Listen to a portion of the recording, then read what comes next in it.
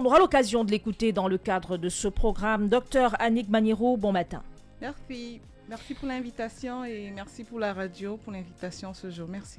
Un honneur de vous savoir dans nos murs ce matin. Eh bien, on s'en va tout de suite démarrer avec la première interrogation, la journée internationale contre l'épilepsie qui se célèbre le 10 février de chaque année. Quel a été le thème choisi pour l'édition 2025 et qu'est-ce qui a justifié ce choix, docteur Magnéro?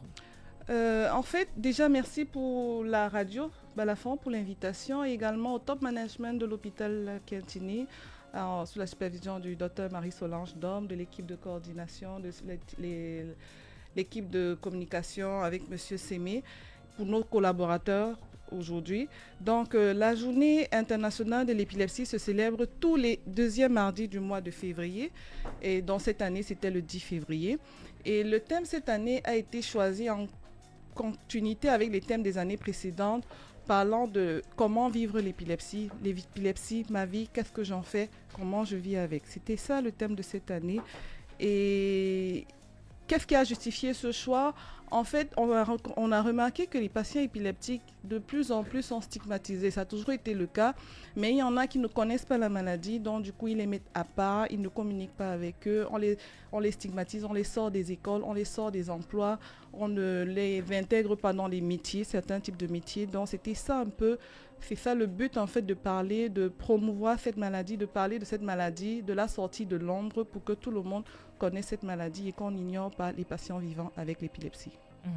L'hôpital La Cantini n'est pas resté en marge de cette célébration. Qu'est-ce qui a été organisé particulièrement à cette occasion? Oui, justement, le 13 février dernier, nous avons organisé en collaboration avec la Ligue camerounaise de lutte contre l'épilepsie, en présence du professeur Kalis Kouyaté, qui est le président, du chef de département de la faculté de médecine, du secrétaire général de l'Académie africaine de neurologie, Dr Gams, d'autres collègues neurologues de la ville. Nous avons organisé un symposium à l'hôpital La Cantini de Douala, qui avait pour thème justement vivre avec l'épilepsie. Et on n'a pas seulement parlé de l'épilepsie en tant que maladie biomédicale, on a également parlé de l'épilepsie dans tous ses aspects, notamment est-ce que le patient épileptique peut faire du sport? Est-ce que le patient épileptique peut tomber enceinte? Est-ce que le patient épileptique organisé à l'hôpital La Cantini en présence de près de 150 personnes, des médecins généralistes, certains patients, des paramédicaux. 650 25 25 50, le numéro de téléphone pour échanger avec le docteur Magnéro ce matin sur la thématique du jour. On s'intéresse à l'épilepsie. Docteur Magnéro, quels sont les chiffres clés de la prise en charge de l'épilepsie à l'hôpital La Cantini? Bon, avant d'arriver à l'hôpital La Cantini, de manière globale dans le monde entier, on sait qu'il y a près de 50 millions de personnes qui vivent avec l'épilepsie et c'est le troisième motif de consultation dans les consultations en neurologie. Après les céphalées, les douleurs neuropathiques, on a l'épilepsie qui vient ensuite. Et en termes de fréquence, le Cameroun a l'une des fréquences de prévalence les plus élevées dans le monde entier, notamment dans la région du Mbam. De manière pratique, à l'hôpital La Cantini de Douala, nous avons sur près de 600 consultations faites en neurologie. On a une trentaine, voire une cinquantaine de nouveaux patients qu'on diagnostique ayant fait des crises d'épilepsie. Donc, c'est pour parler d'une maladie qui est très fréquente dans nos consultations, soit en consultation, soit directement dans les hospitalisations. Et c'est souvent des malades qui ne connaissent pas la maladie, qui viennent parfois par hasard ou bien qui nous sont référés par nos collègues. Dites-nous, docteur, est-ce qu'il est possible de prévenir cette maladie? Quels sont les symptômes qui alertent d'un début d'épilepsie? Est-ce qu'on peut en guérir? On peut guérir de l'épilepsie. Près de 80% des patients qui ont l'épilepsie, avec les traitements que nous avons à notre disposition, on peut guérir de l'épilepsie, des crises de l'épilepsie. Mais il faut savoir de quel type d'épilepsie vous souffrez. Si c'est des formes génétiques, ça veut dire qu'il y a des membres de votre famille qui ont des crises. Ça sera peut-être un peu compliqué, mais on peut bien guérir. Mais maintenant, si c'est des formes avec des étiologies secondaires. Je prends l'exemple des traumatismes crâniens. S'il y a eu une notion de traumatisme crânien, on pouvait prévenir ça en mettant peut-être des casques. Si c'est des causes infectieuses, il faut chercher la cause infectieuse à la base. Si c'est des causes métaboliques, inflammatoires, il faut pouvoir chercher. Si vous avez une tumeur, ça, c'est des pathologies qui peuvent être à l'origine. Donc oui, on peut prévenir si on connaît le type d'épilepsie que vous avez. Comment on reconnaît les symptômes qui alertent? Les symptômes sont souvent divers. Généralement, c'est le mouvement qui alerte. C'est le malade qui vient, qui vous présente, qui vous décrit, ou bien la famille vous décrit des mouvements que le malade aurait eu. C'est des mouvements souvent stéréotypés, encore qui bougent complètement. Le malade qui tombe, qui bave, qui secoue son corps, qui urine sur lui. Mais parfois, ce n'est pas cette forme spectaculaire que vous avez chez les enfants. Par exemple, vous avez la forme où le patient, il est plutôt perdu, c'est l'enseignant qui vous dit ou bien la maman qui vous dit son maître lui dit tout le temps votre enfant il est perdu à l'école, il a un regard hagard pendant quelques secondes. Ça c'est une forme d'épilepsie qu'on peut aussi rencontrer chez les enfants, mais également ça peut avoir plusieurs manifestations. Ce patient qui du jour au lendemain se lève, se met à taper des gens puis part se rendormir et on lui dit est-ce que tu sais que tu as tapé ta grand-mère, il ne se souvient pas. Donc les manifestations sont diverses, ça dépend de la zone du cerveau qui est touchée en premier, la zone qui commence à déclencher des crises, vous aurez des manifestations. Donc elles peuvent être motrices, elles peuvent être sensitives, elles peuvent avoir des manifestations psychiatriques. Des malades qui ont fait des crises peuvent se retrouver en psychiatrie avant d'être référés en neurologie. Donc les manifestations sont diverses et donc c'est bien codifié à l'hôpital. Dès que vous venez à l'hôpital, le neurologue vous voit et on sait comment on prend en charge. Docteur Magnéro, quels sont les principaux facteurs qui exposent à une épilepsie? Je l'ai dit tantôt, les principales causes évitables, c'était les traumatismes crâniens. Donc, si vous roulez en moto, je prends l'exemple de la ville de Douala cosmopolite comme on est, avec plusieurs mototaximens, je compte le nombre de personnes qui mettent des casques. Du coup, s'ils font des accidents, ils sont à risque de traumatiser leur cerveau et ce traumatisme-là peut être à l'origine plus tard ou même pendant l'accident de faire des crises aux patients. Ça peut être des maladies infectieuses, ce patient qui a un VIH, qui n'est pas suivi, qui peut développer des abcès cérébraux et faire des convulsions, ou bien qui a même une infection, des encéphalites, il peut faire des convulsions.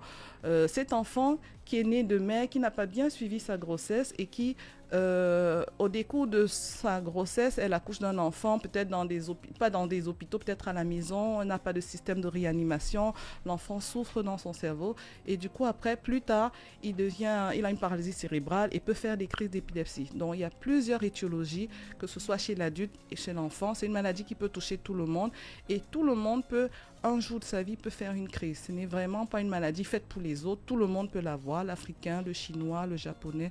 C'est une maladie qui concerne tout le monde, toutes les tranches d'âge, toutes les générations, toutes les couleurs dans le monde entier. Docteur, y a-t-il incompatibilité entre épilepsie et vie professionnelle ou activité sportive ou même grossesse? Je dirais qu'il n'y a pas d'incompatibilité. Il n'y a pas d'incompatibilité. Justement, lorsqu'on faisait notre symposium le 13 dernier, on a bien montré avec des études à l'appui que les patients épileptiques doivent continuer leur activité professionnelle, doivent aller à l'école. Il n'est pas question d'enlever un enfant des salles de classe, soi-disant parce qu'il a fait des crises. Les crises sont contrôlables. Vous venez à l'hôpital, on vous met le traitement et l'enfant repart à l'école. Votre collègue fait des crises au milieu du travail. Il vient se faire consulter, on le met sous traitement et il retourne travailler. Vraiment, il n'est plus question de mettre les patients épileptiques hors de leur activité professionnelle. Concernant les activités sportives, c'est clair qu'il y a des activités qui ne seront pas recommandées, mais la plupart des activités sportives qu'on pratique chez nous, c'est faisable. Il y a une Européenne qui s'est mise pour objectif d'être championne du monde avec son épilepsie. Et bah oui, elle a réussi. Donc chez nous aussi, c'est le message qu'on passe à nos patients, que malgré votre épilepsie, vous pouvez faire des activités sportives, la marche, la gymnastique, la course, mais évitez les activités sportives comme la natation, parce que si vous faites une crise dans une piscine et qu'il n'y a personne à côté, vous risquez de vous noyer. Donc il y a ces types de sports qui peuvent être contre-indiqués, mais les autres types de sports sont indiqués. Pour la grossesse, également, on dit à nos patientes épileptiques, il faut vous faire suivre pendant votre grossesse.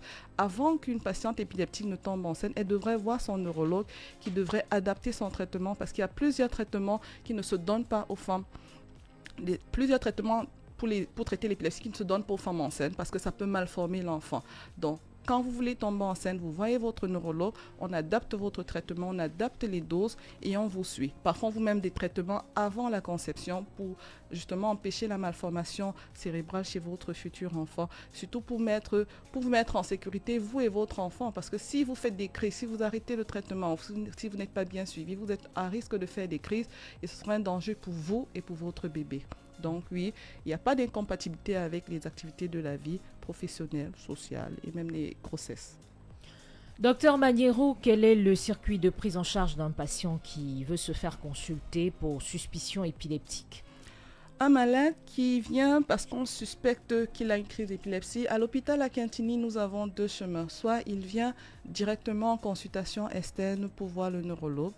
Et donc, il prend un rendez-vous. Il y a une salle dédiée au rendez-vous. Il donne le nom d'un neurologue. S'il n'en a pas, on lui proposera un neurologue. Il ira le voir et il va expliquer sa symptomatologie. Maintenant, il y a aussi le cas des patients qui font une crise inaugurale, qui ne savent pas ce qu'il faut faire et qui sont même encore en train de criser. Là, généralement, ces patients-là vont d'abord aux urgences. Et là-bas, les urgentistes lèvent l'urgence en mettant des médicaments pour stopper les crises. Et après ça, maintenant, le neurologue entre en jeu, parfois même déjà aux urgences. Et on met toute la batterie qu'il y a à mettre en place pour faire le diagnostic de l'épilepsie, notamment en faisant des électroencéphalogrammes. On peut être amené à faire des scanners, des IRM, des bilans biologiques pour chercher la cause de cette crise d'épilepsie-là.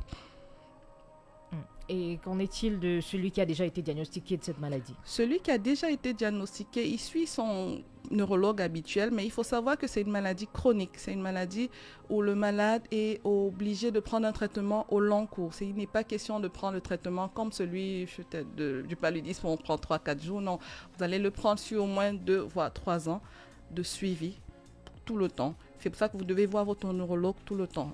J'ai plein de patients qui me voient une année et comme les crises sont équilibrées, ils se disent guéris et ils reviennent me voir 2 ans après parce qu'il y a eu de nouvelles crises et qu'ils ont arrêté le traitement entre-temps.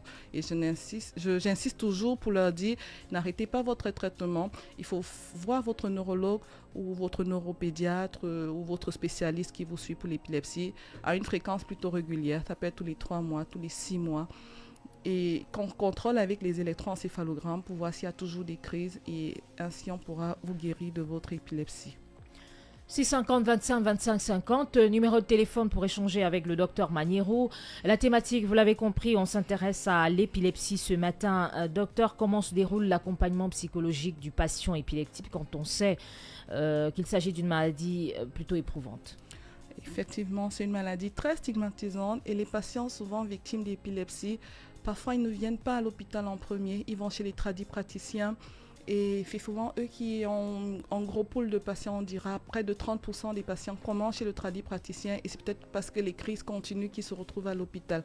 Donc on aimerait dire que commencer à l'hôpital, il y a tout un staff prévu pour ça. À l'hôpital à Quintigny, nous avons 5 neurologues, nous avons des psychiatres, nous avons des psychologues. Il y a toute une cellule qui est prévue pour prendre en charge ce type de malade-là. On a des appareils pour faire le diagnostic, on a des équipes, on a des pharmacies, on a des médicaments disponibles sur le terrain pour vous prendre en charge. Donc à l'hôpital à Quintigny, on est plutôt complet pour vous prendre en charge. Au téléphone, on prend le premier auditeur qui se signale. Allô, bonjour. Bonjour. Comment je vous appelle, monsieur? Ah, c'est Hervé. Bienvenue, Hervé. Nous appelle d'où? Monsieur Yaoundé. Le docteur Magnéro vous écoute. Bonjour, docteur Manuel. Bonjour, monsieur Hervé. En fait, ce n'est pas un problème, mais en vous expliquant, en vous comprendre là, tout est possible dans la vie. Et je voudrais saluer justement l'initiative de Balafon qui à chaque moment invite les spécialistes à venir aider les populations atteintes de certaines pathologies, de comprendre qu'ils peuvent trouver la guérison. Donc, je vous félicite puisque les explications que vous donnez, ceux qui sont peut-être affectés, qui sont atteints de ce genre auprès de vous ou bien de vos collègues aussi, comment je vais dire ça? En fait, ceux-là qui aiment vraiment leur travail, ils peuvent donner encore le sourire aux patients. Donc, merci docteur et beaucoup de courage à vous pour tout ce que vous faites. C'est ce que je voulais dire là, docteur. Merci. Merci à vous. Merci encore. Bonne journée à vous. Bon week-end. Merci. Alors, on s'intéressait à l'accompagnement psychologique du patient épileptique, étant donné que la maladie est très éprouvante. Est-ce que vous avez une anecdote de prise en charge qui vous a particulièrement marqué, docteur? Les anecdotes concernant les patients épileptiques, elles sont légion. Déjà, c'est merci au monsieur à M. Boma d'être venu avec nous. Il nous donnera sa propre expérience en tant que patient épileptique. Ce que je dirais, c'est peut-être la cause des enfants nés la semaine de la jeunesse. Je parlerai plus des jeunes en disant que j'ai eu plusieurs cas d'enfants, d'élèves, d'étudiants qui ont été sortis des salles de classe parce qu'ils avaient l'épilepsie. Ça me choque à chaque fois parce que je pense que dans nos écoles, nos familles, on n'est pas très au fait de la maladie. C'est souvent des enfants qui ont la maladie depuis 1, 2, 3 ans et on les garde à la maison, ou on les amène chez des tradipraticiens, ou on les amène dans des églises. Et vous voyez le temps que ça prend avant de venir voir le neurologue. Donc, l'anecdote, c'est que généralement, j'ai des patients qui sont sortis des écoles et quand ils viennent, l'école a fait un mot disant qu'on les renvoie, on les refuse à l'école parce qu'ils font des crises. Et du coup, ce que je fais souvent, j'écris un mot à la direction de l'école en disant « Je vais contrôler les crises, je vais traiter l'enfant, mais il n'est pas question que cet enfant reste à la maison, qu'il retourne à l'école parce que peut-être demain, c'est le futur président de la République. Donc, laissez-le fréquenter. » L'épilepsie, ce n'est pas une maladie contagieuse. Un malade épileptique peut vivre à côté de ses camarades de classe. Il peut manger sur le même plat avec ses camarades de classe. Il peut faire sa vie. Il peut faire du sport, on l'a dit tantôt. Donc, les malades épileptiques, ne les cachons pas dans les maisons, dans les églises. Allons avec eux, qu'on les laisse vivre leur vie et qu'ils soient juste suivis par leur médecin. Vous l'avez dit, vous êtes accompagné ce matin d'un de vos patients, Monsieur Boma, et qui devrait partager son expérience, c'est bien cela. Ok, merci Radio Balafon. Je saisis l'occasion pour remercier le docteur Maniro qui m'a contacté depuis jeudi relative à l'émission de ce matin. En effet, je suis épileptique depuis l'enfance. Les parents se sont battus à 4 ans et demi. Finalement, j'ai retrouvé la guérison. J'ai encore passé pratiquement une dizaine d'années. En 96, j'ai fait une crise grave. Là, j'étais chez mon oncle, un médecin. Il était directeur du Centre international de vaccination à Bonanjo. Et c'est là où j'ai fait une crise grave, pratiquement de 45 minutes d'inconscience. Et la maladie a refait surface. Je voulais attirer l'attention de tous des confrères qui souffrent de cette pathologie, autant pour moi, que ce n'est pas une maladie, c'est une maladie dont on peut trouver la guérison. Le patient lui-même doit d'abord être son propre médecin en respectant les prescriptions médicales et surtout en respectant également les prescriptions médicales du médecin et surtout ne pas, fréquenter des milieux ambiants. Donc tout ce qui est contraire à son traitement ne devrait pas l'influencer. Il devrait plutôt être moralement éduqué et surtout prendre en charge tout ce qu'on lui donne comme conseil. Bon, moi je pense que en ce qui me concerne personnellement, dans ma propre conscience, j'ai d'abord enlevé cela dans ma tête parce que ça fait 28 ans que je suis à la recherche de la guérison. Mais depuis que j'ai fait la connaissance du docteur Maniro, bon, je vous assure que je suis en 2021 à l'hôpital à Quintini. Je suis presque guéri, je l'ai mis dans ma conscience, mais je continue toujours à suivre son traitement, à prendre des médicaments. Parfois, je prends des médicaments, des prescriptions qui viennent de l'Europe et tout. Et j'associe avec ces médicaments qui sont au Cameroun et ça me permet de contrôler l'évolution de la pathologie, de la maladie. Mais ce qui est sûr, on peut guérir de l'épilepsie parce que c'est une maladie comme toutes les autres. Ça veut dire qu'il y a une guérison pour toutes les maladies. Bon, je ne vais pas monopoliser la parole. J'espère que j'ai répondu à votre préoccupation. Merci. L'expérience de M. Boma avec la maladie 650 25 25 50, numéro de téléphone qui vous permet d'échanger avec le docteur Maniro, notre spécialiste ce matin. On s'achemine pratiquement vers la fin. Docteur, peut-être un dernier mot avant de nous dire au revoir. Et donc, oui, tout a été dit. C'est une maladie connue qui est entourée de beaucoup de stigmas, connue depuis des années avant Jésus-Christ et qui est entouré de tous ces stigmates dont on a parlé, savoir que ça peut se traiter. 80% des patients sont traitables, peuvent guérir de cette maladie et ne plus jamais avoir des crises. On peut avoir des formes où on est obligé de prendre le traitement à vie, mais c'est une infime partie. On a des médecins dans la ville. Au Cameroun, on a des sociétés savantes qui s'organisent justement pour justement gérer cette maladie-là. Il y a la Ligue camerounaise de lutte contre l'épilepsie, il y a la Cameroun Academy of Neurology, il y a donc toutes ces associations locales qui nous aident dans l'information, que ce soit des patients, au grand public, que ce soit nos collègues, des médecins, des neurologues. Et on fait souvent des tours dans toutes les villes du Cameroun. L'année passée, cette journée, on l'avait fêtée avec nos collègues et étudiants de l'université de Tian. L'année d'avant, on était à Boya, une autre année, on était à Bafoussam. Donc, ces ligues-là, on ne veut pas garder l'épilepsie juste dans les grandes villes, Douala, Yaoundé. On essaye d'aller dans d'autres villes. Au téléphone, allô, bonjour. Bonjour madame. Comment je vous appelle, monsieur? Je m'appelle monsieur Herman. Nous appelle d'où? Je vous appelle de Douala. Docteur Maniero vous écoute. Oui, bonjour docteur. Bonjour. Allô? Oui, bonjour Ayman, on t'écoute. Oui, je vais bien, merci. Je vous appelle parce que j'ai un enfant qui est épileptique depuis son bas âge. Et là, je viens de prendre l'émission qui tire presque à la fin. C'est pour ça que j'appelle pour savoir comment est-ce que je peux vous contacter, où je peux vous trouver pour vous amener mon enfant.